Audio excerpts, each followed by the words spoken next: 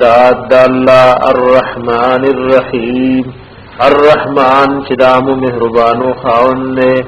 الرحیم او د خاص مهربانو خاون نے الحمدللہ طول صفتنا یا صفتنا د خدای تو خاص الله لري رب العالمین چې پالن کې د تمام مخلوقات نے والعاقبۃ او اخیری بہتر انجام للمتقین دپار د پرهیزګارانو دے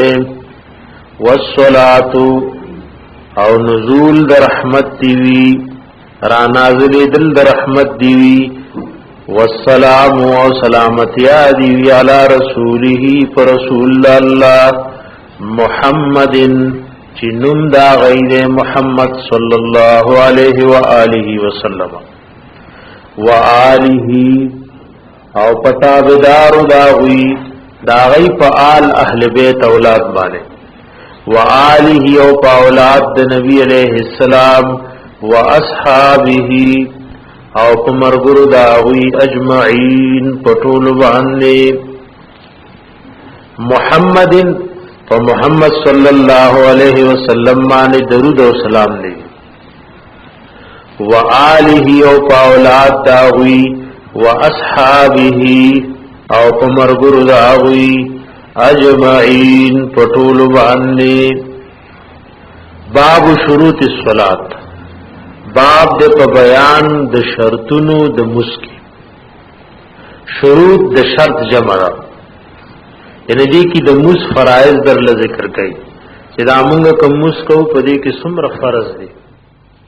او فرض اغیتا وی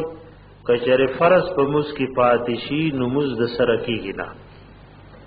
خدا فرائض در لپاره دو اقسامو کی تقسیمای یو ته شروط وی نو دا د مز نه بار دی د مز د پاره فرض دی خو د مز نه بار دی دویم ارکان دی هغه فرض دی خو په دې مز کې دن نه دی وهي ثمانیه او دا اتدی په مز کې اته شرطونه دي اته فرائض دي الاول اول الوضوء او دسکول لی بالماء المطلق پوبو خالص سرا مطلق وبدی ته وای کده کویو بدی کده چینی دی کده دریاب دی کده نهر دی دې ته وای ماء مطلق دا فرض دی بلا او د سموز نکی بلکہ عالمانو لیکي قصدن او عمدن ک سړی به او د سموز کینو د کفر خطر ہے بلا او د سموز نکیږي او د سکول مز د پاره فرض دی او چون کې دا او د مز نه بار دی نو دې ته شرط وای په مز کې داخل نه باب شروط الصلاة باب دې په بیان د شرطونو د مانځ کې وهي ثمانیه او دا اتری یعنی ات شرطون دی ات فرائض دی الاول اول الوضوء او دسکول لی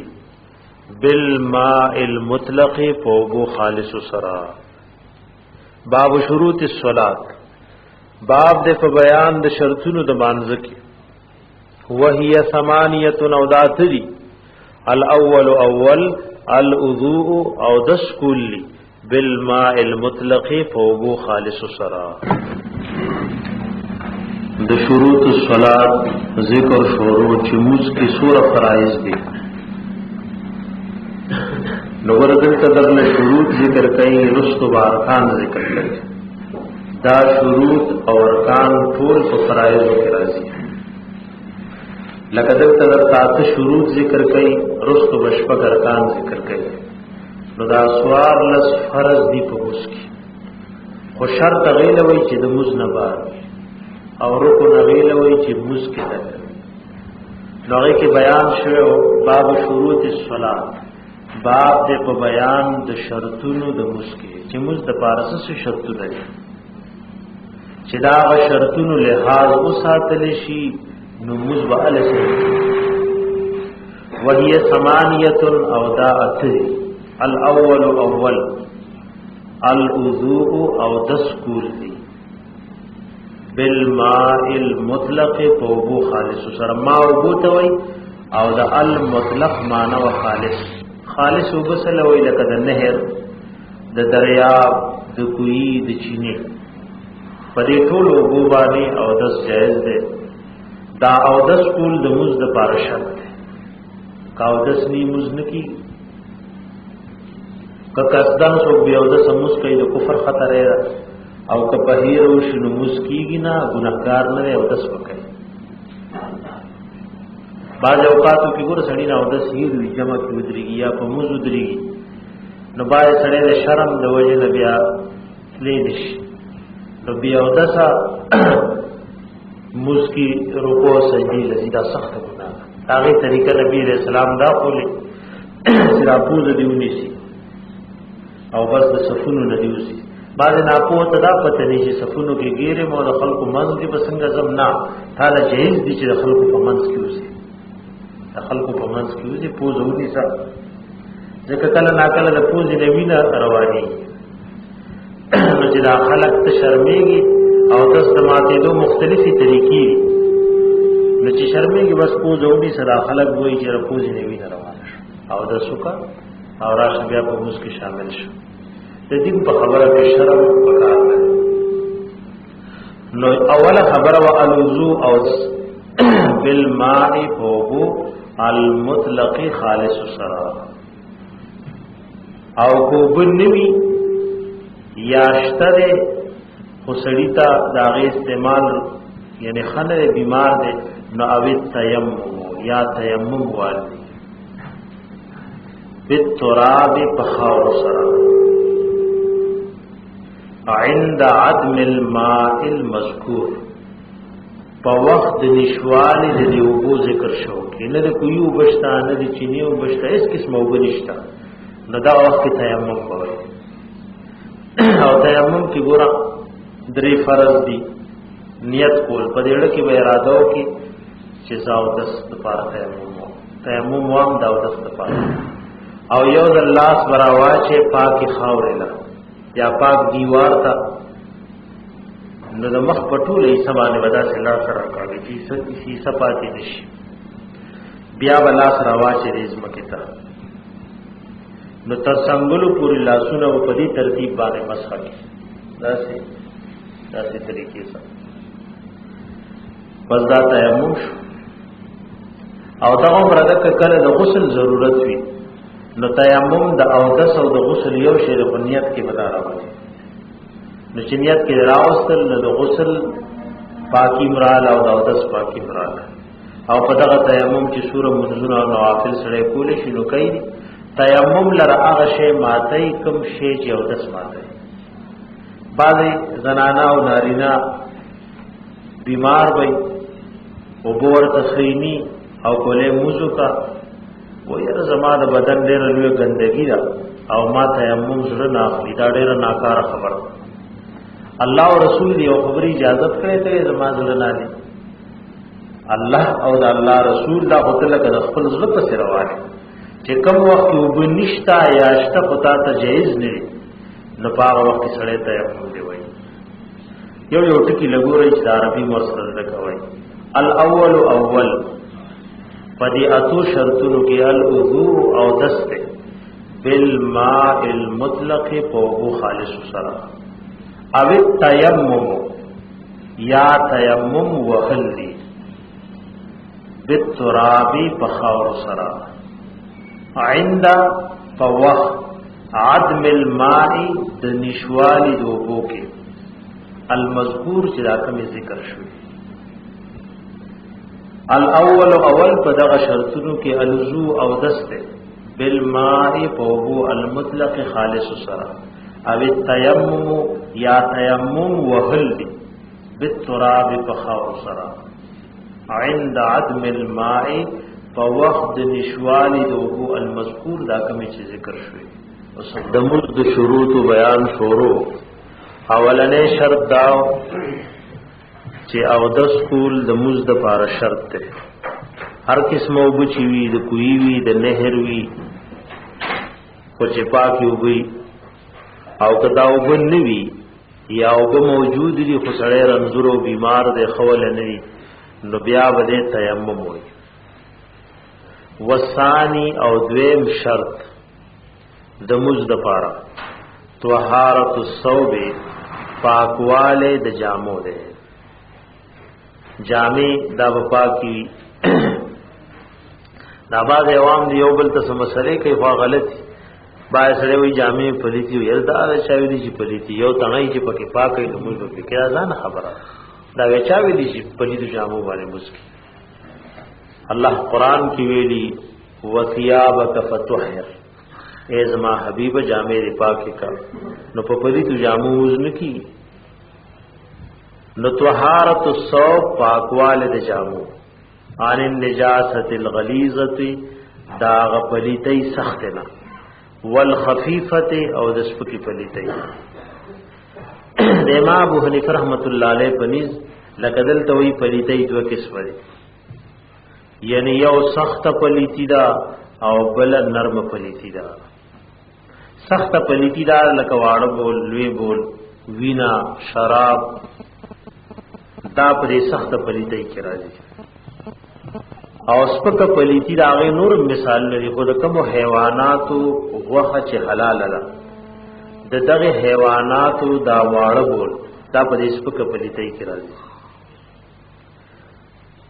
نبی د امام ابو حنیفه رحمۃ اللہ علیہ مسلک دار چې دا سخت پلیتی لکه وینا شراب واړه بول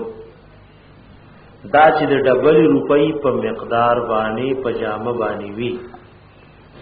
یاد دین زیات وی نموز نکی او ډبل روپۍ څنګه معلومی نو ایدا چې درمیانه سړی وی او هغه دا خپل تله دا سره برابر کی او پدې تلی کې اوپر आवाज نو ترسو پرې چې دا وګو چويږي نه نو دغه مقدار د ډبل روپۍ دا ډبل روپۍ مقدار دی. نو که یو زنانه او نارینه موضوع کو موز نه پس پته ولګي چې د په بدن پر کپړو باندې په پلیتی دا واړه بول دی لوی بول دی وینا را نو دې وګوري کې چېرې دې ډبل روپۍ نه کم وا یا باز فقها او لاغي عمروا نو موز شوه دې دوباره را ګرځول د ضرورت نشته او کله ډبل روپۍ نه سیوا ولا دوباره به مسکه که امام هم دا سه امامتی ور کړی نو خلکو مزنه شوه بیا به دوباره خلکو لوي چې بھائی مزنه شوه دا سي ترتیب سره وکړي. دا معنا نه وګني چې ډبل روپۍ عمر خیر ده نو کله لخکارم نه مزد کوي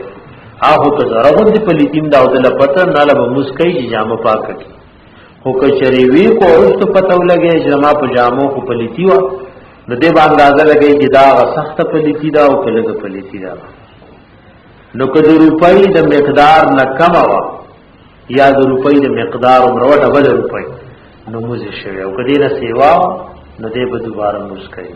او اسپکی پریتای بارے کې د علماء دا تفصیل لې لکه د لستوړي مقدار والا یا د یوې پنسي مقدار والا نو دغه لستوړ او پنسه به سلور ځای نو که سلورمی سي پورې یا د اغین مثال په تور کما سپک پلیتی و نموز شوی کچر پتہ او که دې نه زیات وا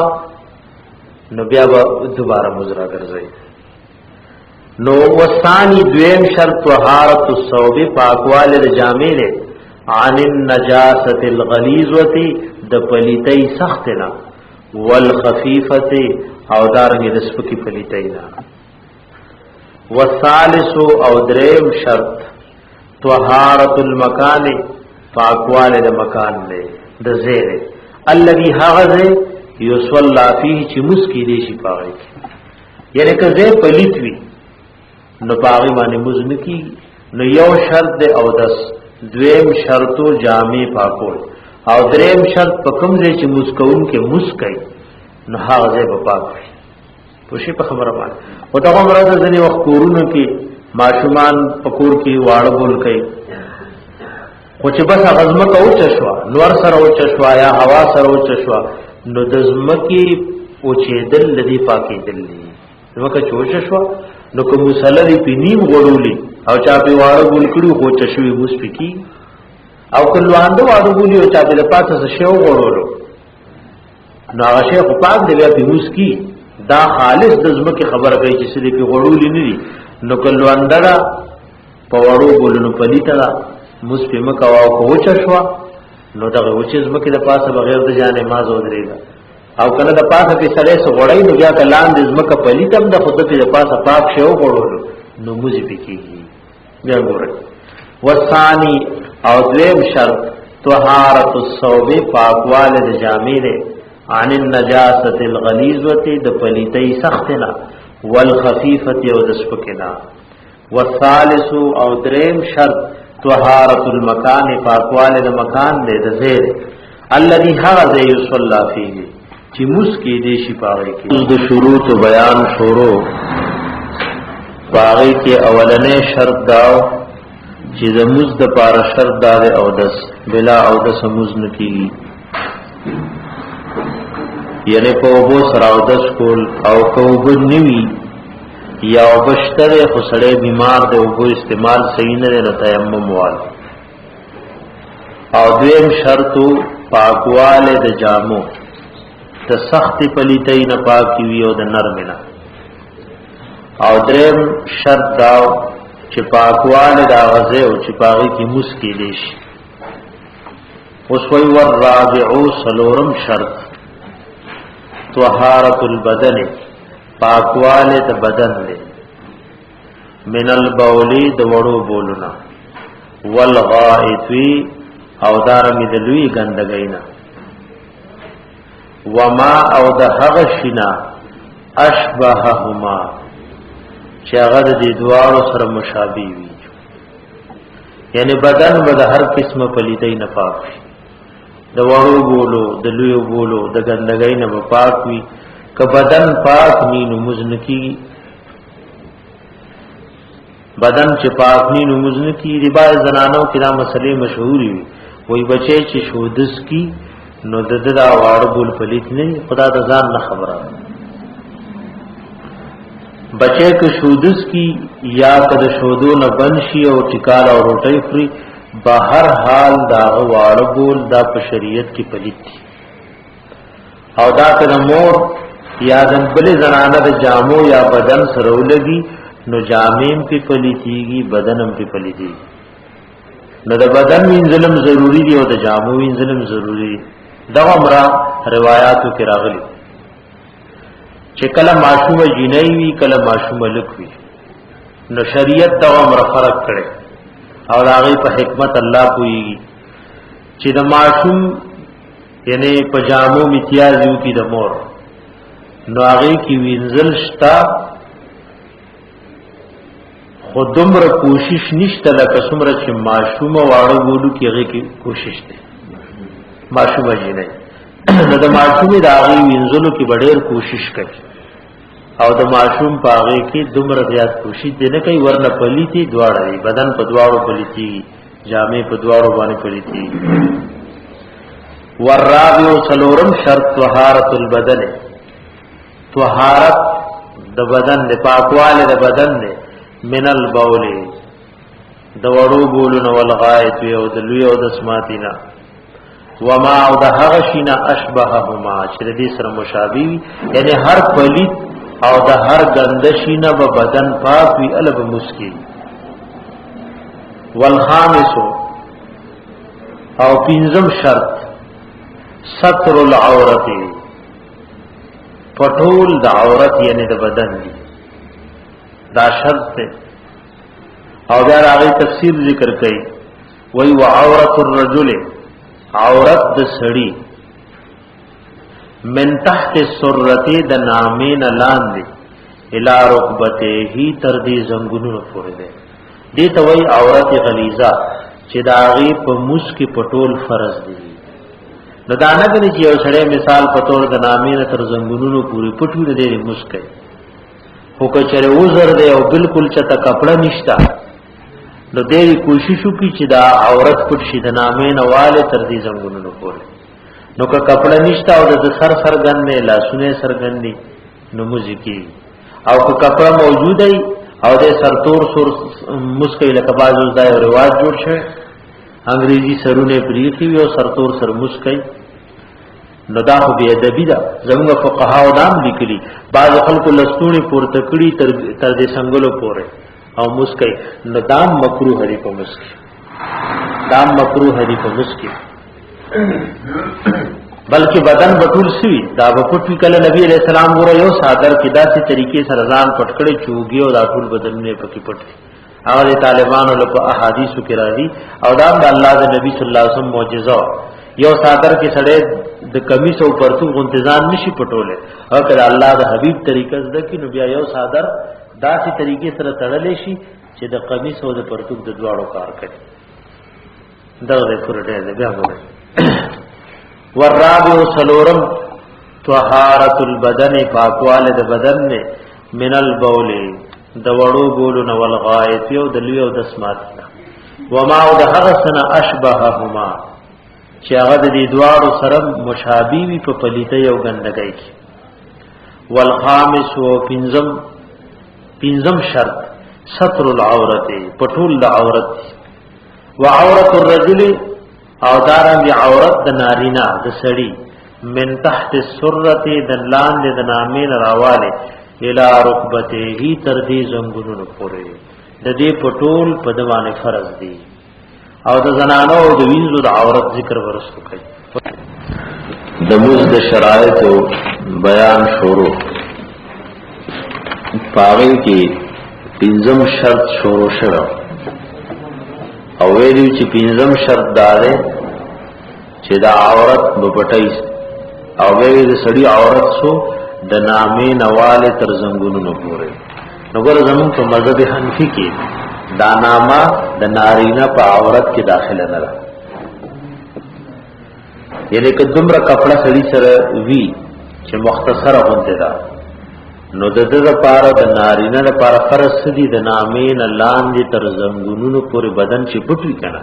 نو فرض ادا فرض اندامونه پټي بس موزیکی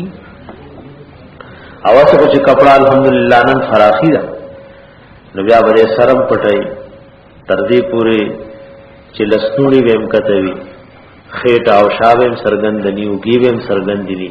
دا په موږ کې مکروهات او ناروا دي. دا درته د هغه فرضي عورت ذکر کوي چیرې نارینه لپاره یعنی خپل بدن پټول فرض دی، خدا د کم ځای نوې د نامې نوالی تر زنګونو پور. والمرأة نستا سنوي سبق ہے، والمرأة او زنانا كلها طول بدن دی عورت ته، دا د سر راواله تر خو پوری په مسکی ټول بدن پټي، الا وجهها مگر مخ بنه پټي، وکفیها او د لاسونه بنه پټي، وقدمیها او قدمونه بنه پټي. خدا د مس خبره کوي، ورنه د زنانه مخ او لاسونه تر دې چې قدمونه د پردو نارینه روان دي سرګندول ناروا دي، بلکې دا په پرده کې داخل دي. د دې وجنه په کار دی چې زنانه د کور نه باروزي چې برکوي او پخپکی جرابه استعمالي،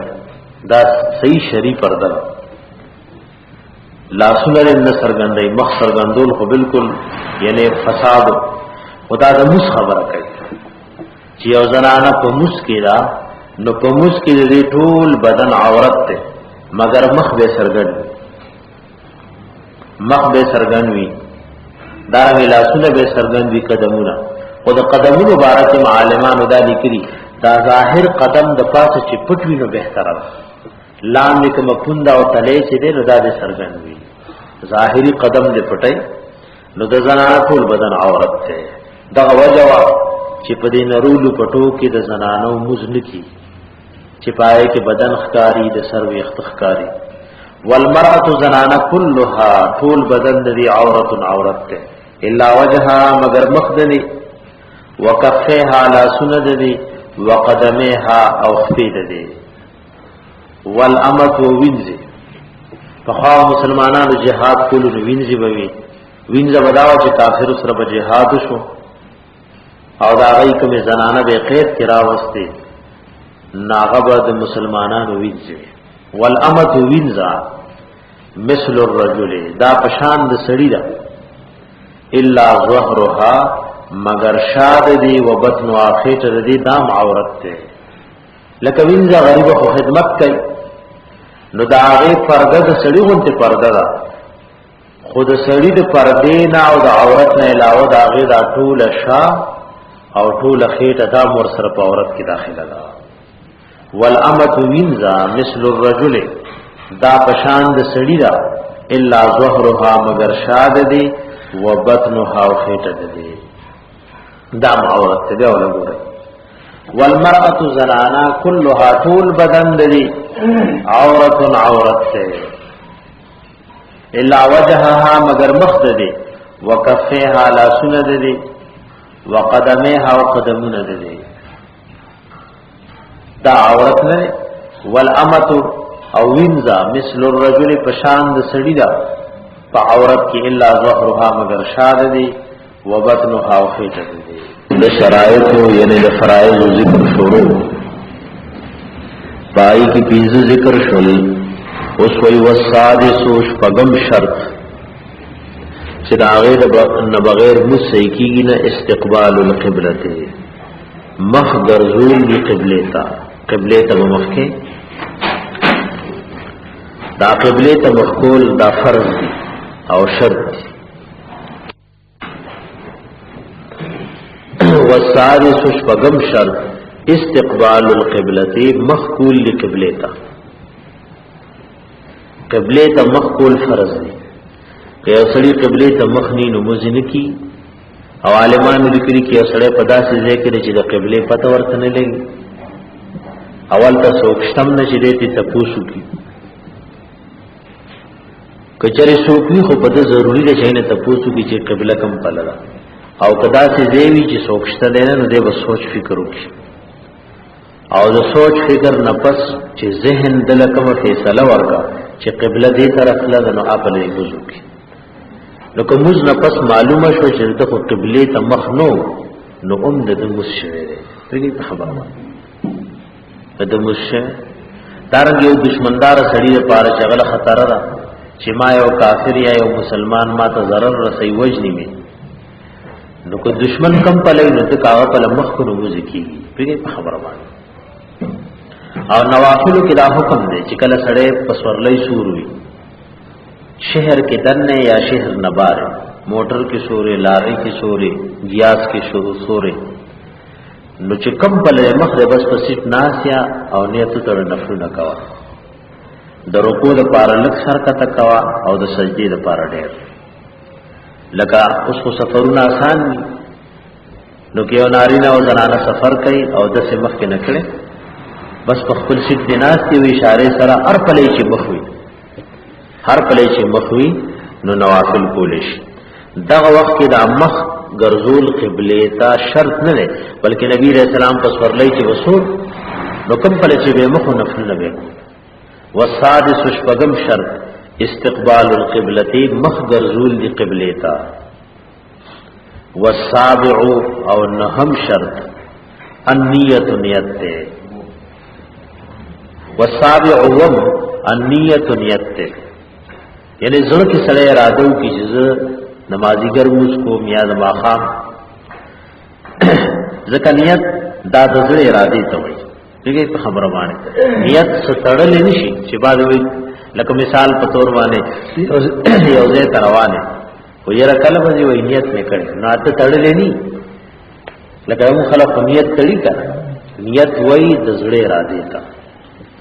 والسابع وم شرط النیت نیت ته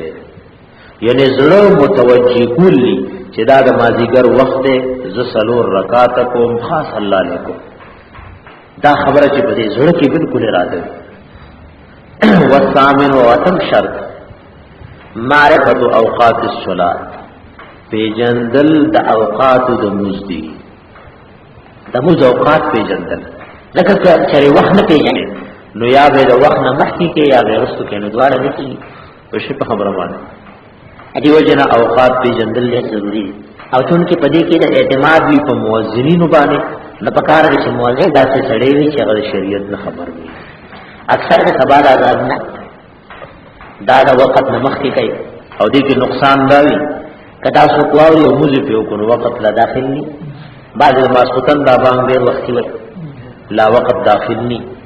او اکثر لپاره مؤذن جاهل نی مؤذن لدمر علم ضروری دی چې د اوقات پیژني ځکه په دې باندې تمام امت اعتماد دی شرط د ماسختن اذان کو نو خلق وی چې ماسختن وقت داخل دی اوس کله په خپل نه په هره جاهل دی نو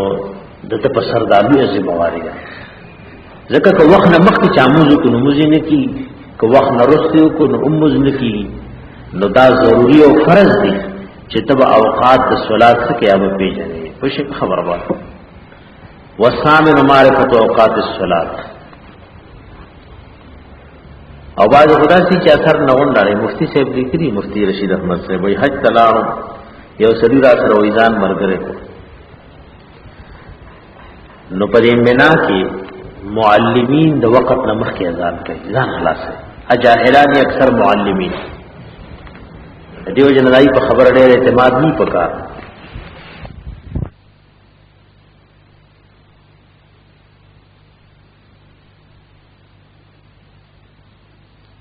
وی کو بیا زنانا غوړي چې مو قسم دلته د ګناهونو معاف کولو لپاره راغلي نو کله موږ مخکې شو نو څه الله نه وبخنه وغواړو کنه باز دا څه نه پوهه نو دا د جهالت او د بيدینۍ خبرې دي والثامن اتم معرفت اوقات الصلاه پیجندل د اوقات د مزدي چې د مز وختونه و پیژني چې پاغي کې مز ادا شي بیا ګورې سر نو السادس شپږم شرط استقبال القبلة مخکول لقبلتا والسابع اوم النیت نیت کلی والثامن اتم شرط معرفت اوقات الصلاة معرفت اوقات الصلاة پی جندلی د وختونو د مزو شروع نو پاغی کی ات شرطونه ذکر کړل الله اوس د دې اتو والو شرطونو مبارک درته وای ومن ترکا ومن او هغه چا ترکا چې پری خو شیئا یو شی من هذه الشروط دغه شرطونو نا الثمانیتی چغات دي یعنی دا اتو شرطونو کې یو شی پری نو لا یصح صلاته نصحی کیگی مزدد مزنسی کی سواون برابر خبر رکان عامدن کچرد دا قصدن پریخی او ناسیل یای په هیر پریخی ځنه وسره وی هیر شولاله ناغه هیر پکینی حساب دا ات شرطونه کچا قصدن پریخل ام مزن کی او مزه صحیح شوه نه بیا به کوي او کچا په هیر پریخل ام مزن نه شوه بیا به کوي بیا ګورئ ومن او هغه څوک ترکه چې پریګ دی شی ان یو شی من هذه الشروط الثمانیه من هذه دغه الشروط شرطونو الثمانیه اتونا نو لا يصح نسئی کی صلاته مزداغ سواء برابر خبر را کان عامدا کته قصدن پریخي وی او ناسین یا که په هیر سره پریخي وی ومن هغه چا ترکا چې پریخو شیئا یو شی من هذه دغه الشروط شرطونو الثمانیه اتونا لا يصح نسئی کی صلاته مزدا سواء برابر خبر دا کان عامدا کده قصدن پریخي وی او ناسین یا که په هیرا د مزد شروطو یعنی د فرایضو بیان تاسو ته شروع نو تاسو لویلی د مزد لپاره ات شرطونه او شرط غي ته وی جدا د مانزد دی حصے نه باري هغه ات شرطونه تاسو واوریدل پدی اتو شرطونو کې یو شرط موجود نوی مزد صحیح دی اوس درلا ارکان ذکر کړي دا شروط او ارکان دواړه په فرایض کې اوس وی باب ارکان الصلات ارکان د رکن جمع او دا عمر د ارکان هغه ته وی چې دا په یو شی کې داخله او دن وي او شروط هغه له وی چې هغه د شی نه بار دا مخ کې اته فرایض هغه چې د مز نه بار اوس ارکان ذکر کوي چې دا احکامات دي چې د مسکی بدل نه وي. باب ارکان الصلات، باب د بیان د رکنونو د مانځ کې. وهي سته او دام شپږ، دا شپږ دي. الاول اول فرض او رکن تکبیر الافتتاح، هغه تکبیر د شروع کول دی. تکبیر معنا او تکبیر او افتتاح وای شروع کول تا. دا موږ وتاو چې موږ شروع کو او د موږ په ابتدا کې وګونو لچګوتی وړونو وای الله اکبر، ردی الله اکبر ته تکبیر وای، او افتتاح دا د شروع کول الله اکبر دی. ګوره دا فرض دی، دا که چانه پاتې شنو موږ نه کی. او دې ته تکبیر تحریمه وای. تحریمه معنا حرامول، یعنی د دې موږ مخکې ور تعالی خبرې جایز وي، خوراک کا جایز وو، بسکل جایز وو، لیکن د تکبیر تحریمه سره خبره حرام شوي، خوراک حرام شو، اسکاک حرام شو، ډېر غسیزونه حرام شول چې د دې تکبیر نه مخکې درته حلال. نو ځکه ور تکبیر تحریمه هغه الله اکبر ویل چې دا غي سره په سړی هغه سيزونه حرامي چې هغه د موز نه مخکې حلال دي. نو دې ته تکبیر الافتتاح وای او تکبیر تحریمه ورته وای. نو باب ارکان الصلات، باب د په بیان د رکنونو د مسکی. وهي سته داش پک دي. الاول اول تکبیر الافتتاح، هغه تکبیر د شروع کولو دی، دا فرض دی. او دا نور تکبیرونه به درستو ذکر کی، لکه سړی رکوع لذي تکبیر وای، سجدی لذي تکبیر وای، دغه په سنتو کې راځي. والثانی او دویم رکن او فرض القیام ادریدل دی. په مسکی ادریدل ګوره فرض دی. نو که یو سړی بلا سو عذر قیام پریخو نو د مسلکی یو نوافل دی کې تعالی اختیار دی. کجری استاقت دشتا او عذر نشته خو پناسته کې خدا عمره ده چې د ناس ته د نفلو او د ولار د نفلو په منځ کې دومره فرق دی، نیم په نیمه فرق دی، نیم په نیمه فرق دی. بعضینو کې ګوره خلک تپوس کوي زنانه په سفر کې ور سره رواني، نو ایزنې دې کې ر سړی وی دی په پناسته مسکي د جون کې زنانه برقه په سر کړي، پړونه غټ صادر داغه نتاو دي. نو دا سوزر نه قیام بدانه پری سړی وی او دا پرده کې ګور په لار روانه، نو سړی به موجود وي خدا په ناس ته موز نه کوي، ځکه دا سوزر نه دی چې دا په برقه کې پټه ده. نو خلق کوي موجود وي، نو دا ودا فرضیت د قیام د درېدو نه پری په شی په خبره باندې. وثانی دویم فرض او رکن القیام ادریدل، دا ولا په مسکی دا څه شی د فرض ده. کبلا عذر یو سړی فرض مز یا مثال په تور باندې واجب یا سنت عذر نشته او په ناس تکي، نو بیا د مز نکی. بیا ولا ګوري باب ارکان الصلات، باب د بیان د رکنونو د مانځ کې. وهي سته داش پک دي. الاول اول تکبیر الافتتاح، تکبیر ویل د شروع کول دي. والثانی او دویم القیام ولاردا ادریدل دی په مسکی. ارکان بیان شروع او مصنف رحمت الله علیه ویلو چې دا شپږ دي. اول فرض چې دا په ارکانو کې راځي، او ارکان دي ته وایي چې کوم شی په مسکی دل نه. اول تکبیر تحریمه او عاشقی ته وایي تکبیر الافتتاح، دا د شروع کېدو الله اکبر دا فرض دی. او دویم القیام ادریدل ولاړه. والثالث او دریم رکن او فرض القراءة قرآن لستل، د قرآن سیسا په دې مسکی لستل فرض دی. او خاص کر سورہ فاتحه الحمد شریف واجب ده، او پډه کو رکعاتونو کې د سورت لستل د سورہ فاتحه نه پسم واجب دي. نو والثالث دریم القراءة قرآن لستلی په دې مسکی. والرابع او سلورم رکن او فرض الرکوع رکوع دا والخامس و پنزم فرض السجود سجدہ کلی بیا گوری ورطا والثالث او درم رکن او فرض القراءت قرآن لستلی پدی مسکی والرابع او سلورم الرکوع رکوع دا والخامس و پنزم السجود سجدہ دا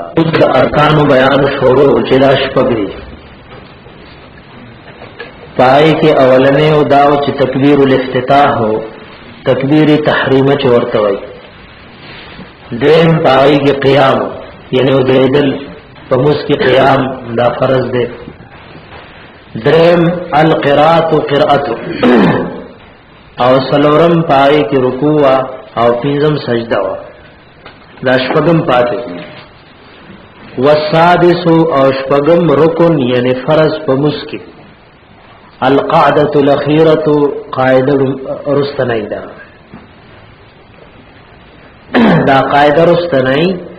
دا عبده و رسوله دا سبق ویلو پا مقدار بانی پا مسکی فرض دا او پا دی کی دا تشہد ویل عبده و رسوله پر سبق ویل آرت رستو ذکر کئی جدا دا واجباتو لدے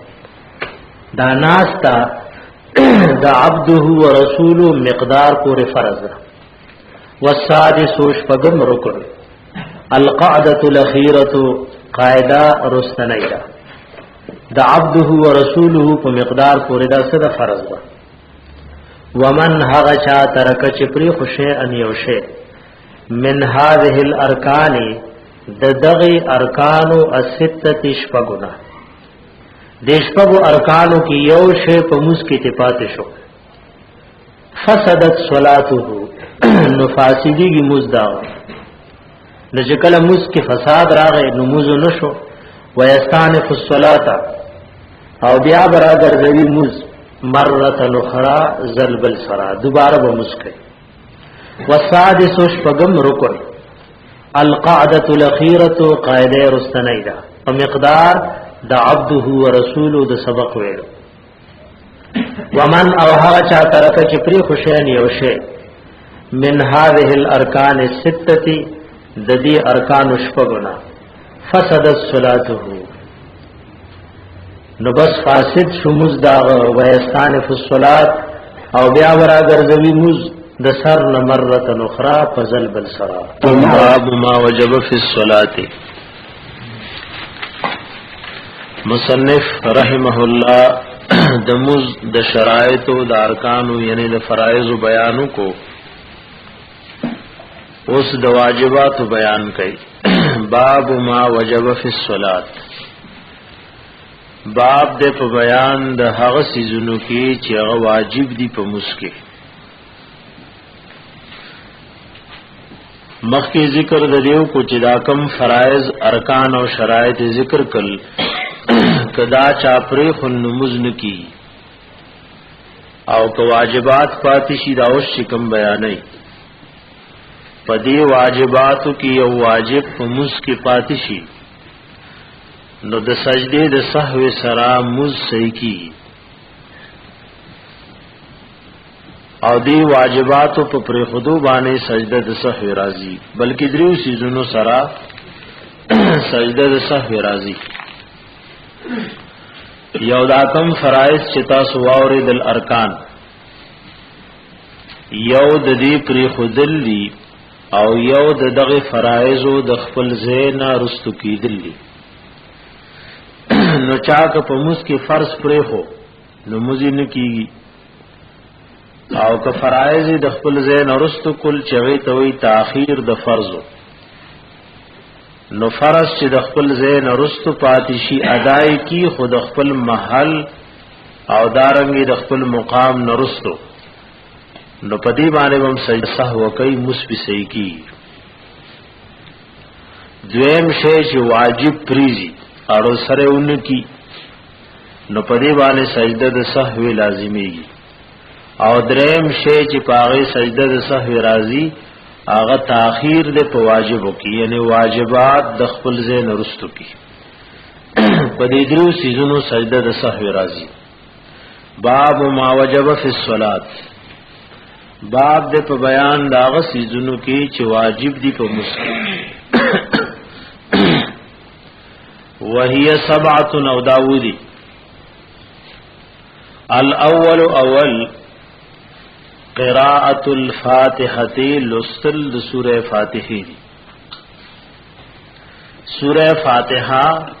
یعنی د الحمد نوالی تر ولدوالین پوری دیتا وی سورہ فاتحه د دې لستل دا په موږ کې واجب دي وثانی او دویم واجب القعدة الاولى قاعده بنایدا یعنی په سنتو فرائض او واجباتو کې دا قاعده اولا دا واجب ده او نوافلو کې هر قاعده فرض وي یعنی هر قاعده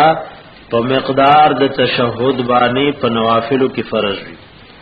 او په سنتو او دارنګي فرائض او واجباتو کې قاعده اولا دا په واجباتو کې راځي نو کله که سړی لومبنۍ قاعدهونه کا او پاسې دو نو اخر کې چې سجده د سهو کې مسبکی والثالث او دریم واجب قراءة التشهد لستل د تشهد دی دا تحیات لله نه چې سبق شروع شي عبده ورسوله پورې دی توي تشهد لستل د تشهد دی فی القعدة الاخیرة فقاعدہ رستنائی کی خدا دې مصنف رحمت الله علیه خپل مسلک دی صحیح قول داده چې تشهد په دواړو قاعدو کې لستل واجب دی دای خو صرف په اخره قاعده کې وای چې تشهد لستل واجب دی بلکې صحیح خبره دادا چې تشهد په دواړو قاعدو کې لستل د واجباتو نه دی بیا ګورې باب ما وجب فی الصلاة باب د په بیان دا وسيزونو کې چې واجب دي په مسکی وهي سبعه او داودی الاول اول قراءة الفاتحه لستل د سوره فاتحه والثاني او ذ القاعده الاولى قاعده بنیدا والثالث ودرم قراءة التشهد لستل تشهد دی فی القاعدة الاخیرة فقاعدہ رستنی کی او دارنگی پاولا کی واجب دی والرابع سلورم واجب جهر الامام فزور ویل د امام دی بالقراءتی فقرأت سرا فیما پہا منزنو کی یجهر به چپاغی کی پزور سر قرآن ویل کی دا کم منزنو کی چاگا جہری منزن دی او امام پاغی کی قرآن پاک پتیز ہوئی نو دا پتیز او پا جہر سر ویل واجب دی والخامس و پنزم واجب مخافت القراءت فٹ قراءت ویل لی فی موضع السر اغزایونو د پټ ویلو کې او دا د امام ذکر کوي زنانه پټول منځونو کې دا غي بارک واجب دادی چې په پټ قرأت وي او په جهر سره قران لستل دا غي د پاره صحیح نه دي جهر باندې قران لستل دای د پاره صحیح نه دي او ځان له مسکون کې چې د امام سره ني او د نارینه سړی له خزان لمس کوي جمعت فوت شوی نو دیک په دې جهریو منځونو کې پتا ووي نو دل جایز دي او په کلار ويوم دل اختیار دی دیک په جهریو منځونو کې جهر کوي نو د تبار جایز دی او په کلار ويوم ورته جایز دی دل اختیار دی او امام د پارا په جهریو منځونو کې چې کوم کې قران پتیز لستېشي دا پتیز لستل واجب او په پټو منځونو کې لکه د ماسپخین او د مازیګر د ماسپخین او د مازیګر دا منځونه دا هغه سری منځونه دي پدې کې امام باندې پټ ویل واجب دي او د ماخام ماسپتن او د سبا په مسکی پتا ویل پی واجب دي والرابع بیا ګورې سلورم واجب جهر الامام پزور ویل امام دی ویل قراءت لرا فی ما پاغ منزنو کی یجهر به چې پاغه کی پزور ویل کی دیشی قراءت پټ ویل د قران پاک دی او د قراءت دی فی موضع السر پاغزه د پټ ویلو کی هم د مزد واجبات بیان شروع باغی کی سلورم واجب دا بیان کړو چې کوم منځونو کې جهر دی او د قران لسل پتا و سره دی نو د امام باغی کې جهر کول واجب دی د امام باغی کې جهر کول سری دا واجب دی او کوم منځونه چې پټ دي نو باغی کې پټ لسل واجب دی اوس وی والسادس او شپغم واجب قراءة القنوت دا لستل د دعای قنوت دی فی الوتر پویترو کې دا پویترو کې مونږ په دریم رکعات کې دعای قنوت شلولو نو دا لستل واجب دی ګور کله سړی نه هیر شي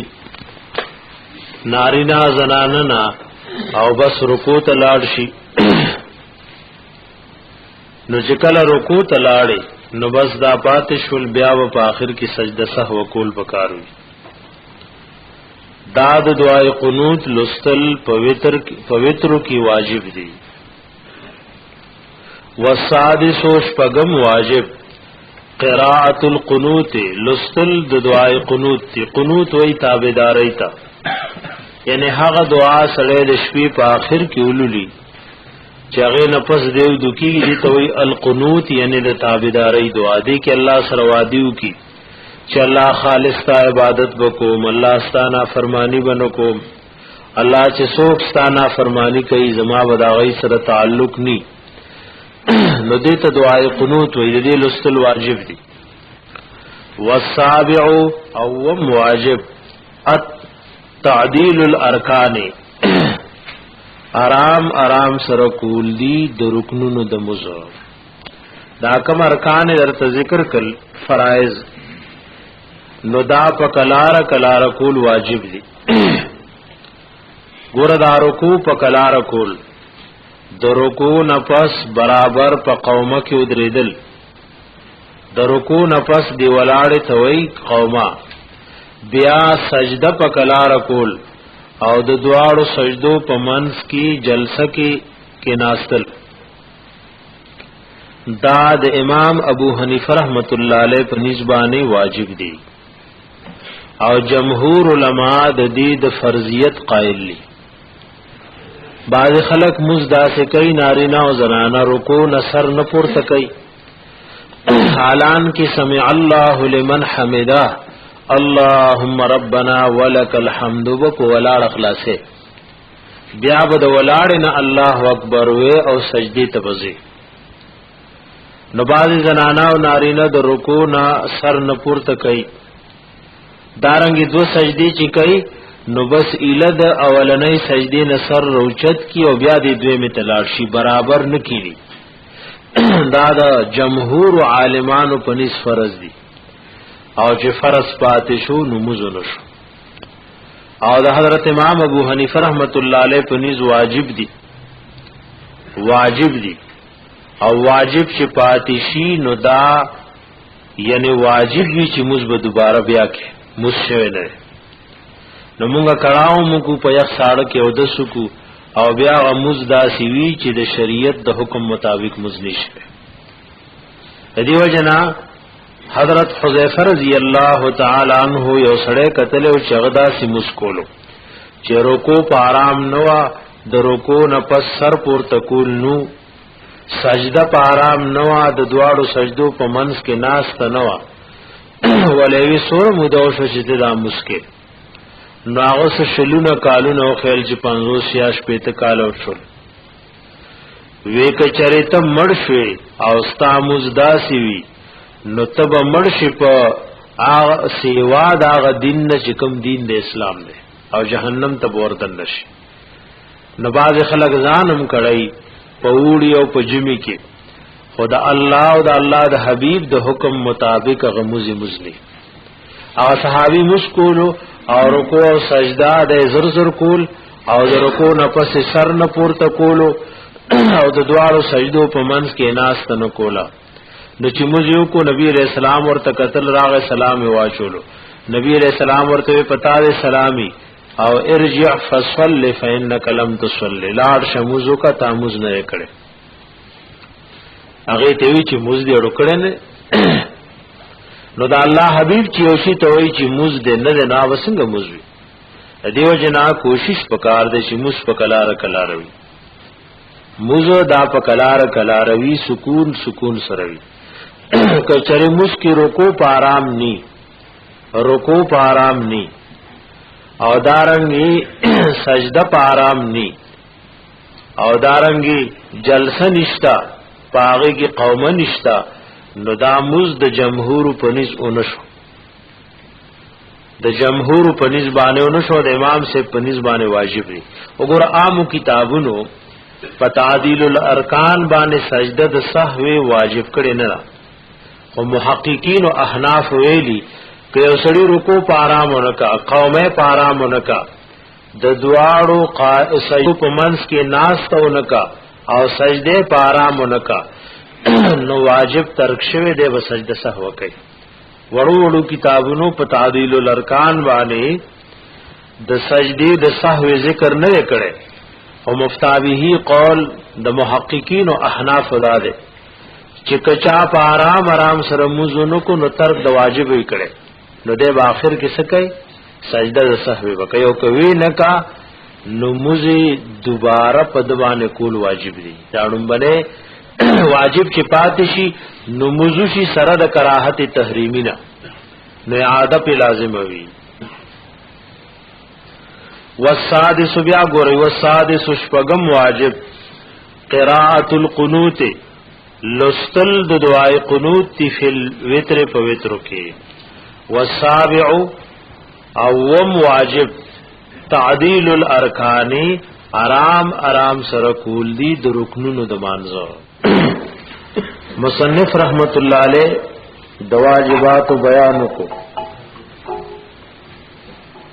دارنګي د فرایض بیان کو